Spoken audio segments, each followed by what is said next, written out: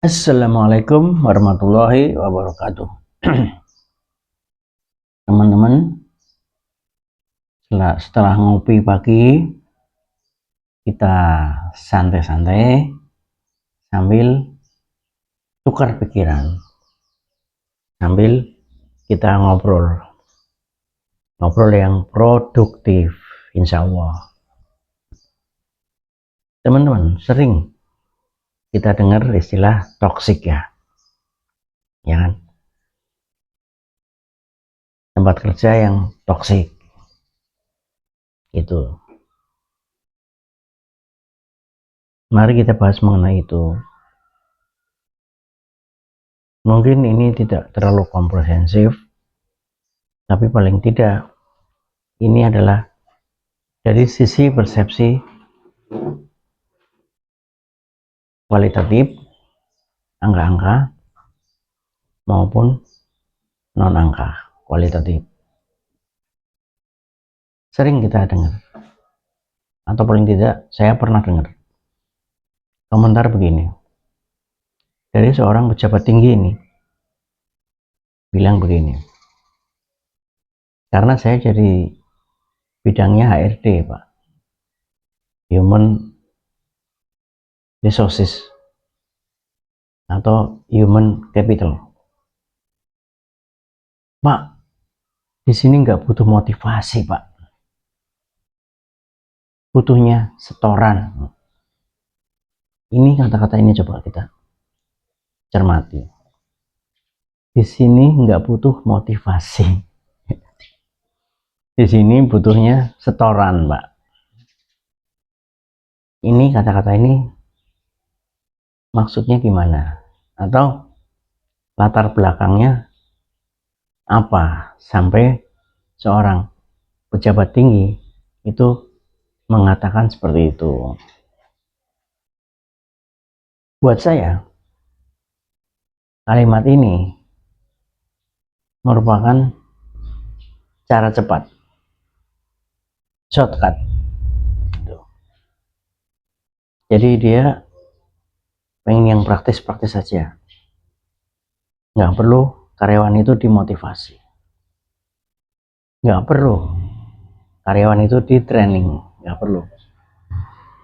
Yang penting masuk, cari duit, store. Masuk, cari duit, store. Itu. Nah, kenapa? Sekarang kenapa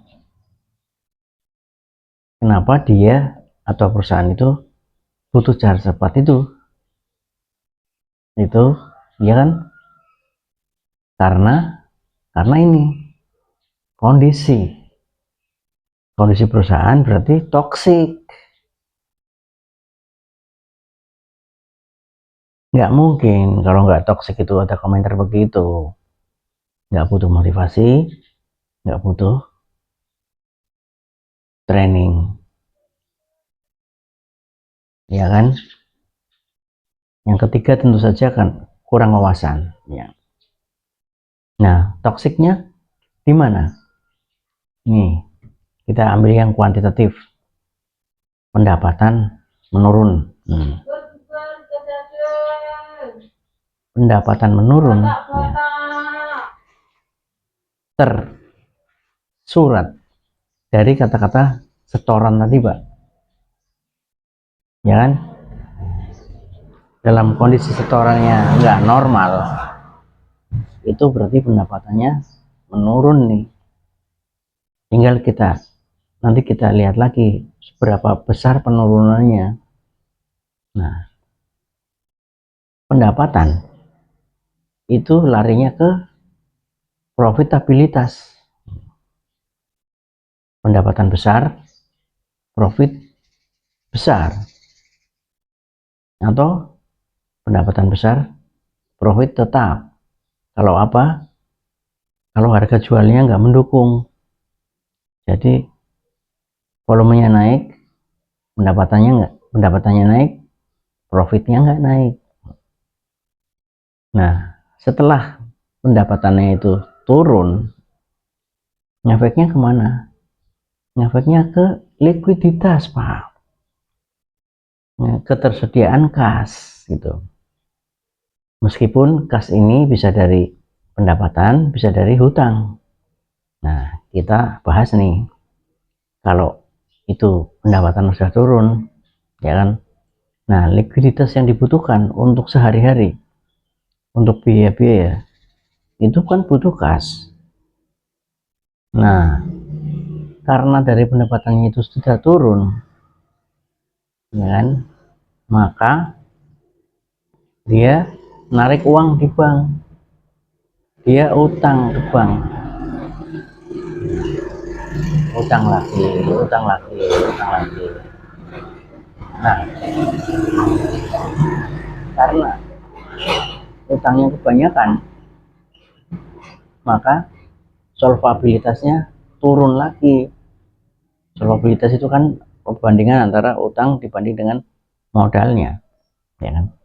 Modalnya tetap, utangnya nambah, sehingga solvabilitasnya turun. Jadi ini merupakan problem tiga hal tadi, tiga hal pokok, yaitu profitabilitas, likuiditas, dan solvabilitas. Nah, dalam kondisi toksik ini, ya jelas motivasi nggak mungkin bisa mengangkat semangat karyawan, karena kondisinya memang sudah toksik seperti ini. Mungkin karyawan nggak begitu tahu kondisi keuangannya, tapi karena pejabat-pejabat tingginya itu sudah paham peta kesehatan keuangan perusahaan, jadi dia sangat menekan ke bawahnya.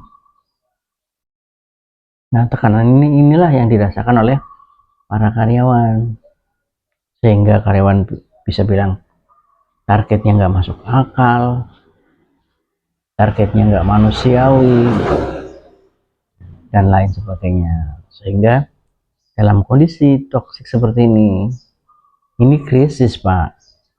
Jadi nggak mungkin, bahkan apapun itu nggak butuh karyawan, karena kalau sudah profitabilitas menurun drastis, apalagi likuiditas itu sudah terancam.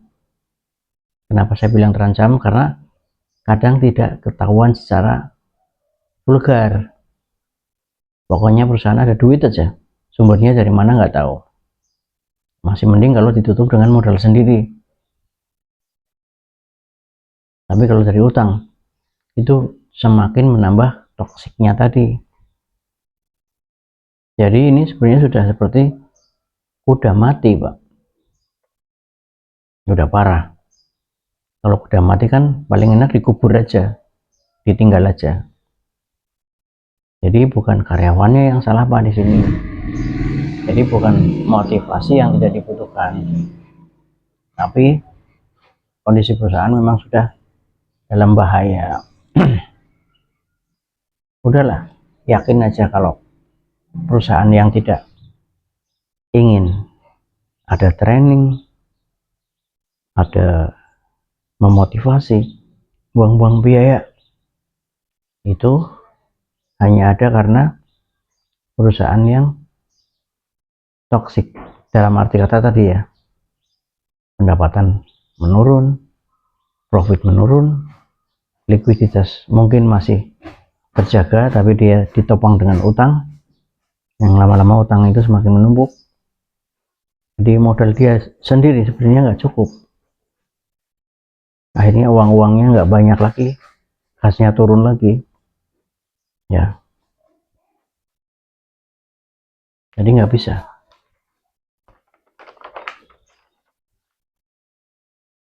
Ini saya uraikan lagi dengan versi lain, yaitu